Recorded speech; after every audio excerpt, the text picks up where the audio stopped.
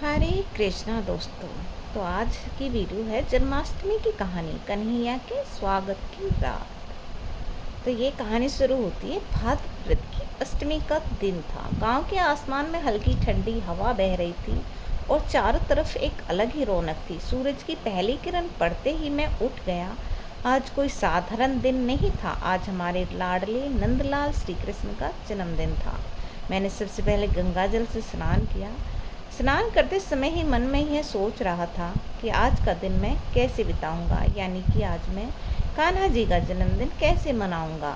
यह सोचते हुए मैं कपड़े बदल कर मैंने हल्के पीले रंग का कुर्ता और सफ़ेद धोती पहनी। माँ ने कहा, बेटा आज भगवान का स्वागत ऐसे कैसे करना है जैसे वो सच में तुम्हारे घर आ रही हूँ। सुबह से ही घर की चौखट और आंगन सजाने में मैं लग गया। माँ ने दरवाजे पर आम के पत्तों और गेंदे के फूलों की तोरण टांगी बांधी। बहन ने आंगन में रंगोली बनाई जिसमें बीच में मोर और मुरली की आकृति भी उसने बनाई थी।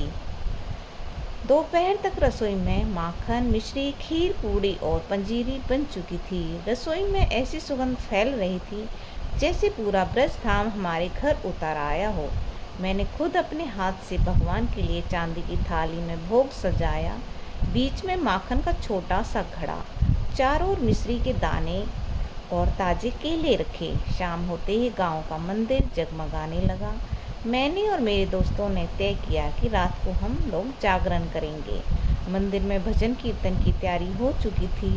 ढोलक, मंजीरे और हारमोनियम की धुनें मन की को भक्ति में डुबोने लगी। रात गहराने लगी और घड़ी की सुइयां धीरे धीरे 12 के करीब पहुंचने लगी। हम सबके चेहरे पर एक अजीब सी उत्सुकता थी।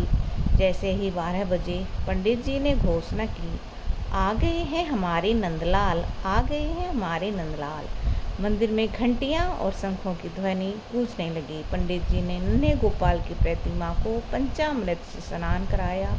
दूध, दही, घी, शहद और गंगा जल से नहाने के बाद उनका रूप इतना सुंदर लग रहा था कि आंखें हटाना मुश्किल हो रहा था। हमने उन्हें पीले रेशमी वस्त्र पहनाए, मुकुट में मोरपंख सजाया और कान्हा जी को झूले में बिठा दिया। मैंने झूला धीरे धीरे झुलाया और मन ही मन कहा, कन्हैया हमेशा हमारे घर आते रहना। चारों तरफ हाथी, घोड़ा, पालकी, जय कन्हैया लाल की के जयकारे गूंज रहे थे। पूरी रात हमने भजन गाए, माखन चुराए, माखन खाए। नंदलाला नींद न आए। थकान के बावजूद मन में इतनी ऊर्जा की नींद का नाम भी नहीं था आँखों में। सुबह होते ही हम सबने पारण किया। भगवान को भोग अर्पित करने के बाद ही भोजन किया। उस दिन ऐसा लगा जैसे दिल में कोई मीठी याद बस गई हो। यह सिर्फ एक त्योहार नहीं था, बल्कि अपने आराध्य से मिलने का, उनका स्वागत करने का और अपने घर आंगन में खुशियों का दीपक जलाने का दिन था। और हाँ, उस रात के बाद हर जन्माष्टमी पर मैं वही करता हूँ। सुबह से लेकर आधी रात तक हर पल कन्हैया के स्वागत में ही बिताता हूँ। तो आपको ये मेरी स्टोरी कैसी लगी, प्लीज़ कमेंट करके बताना।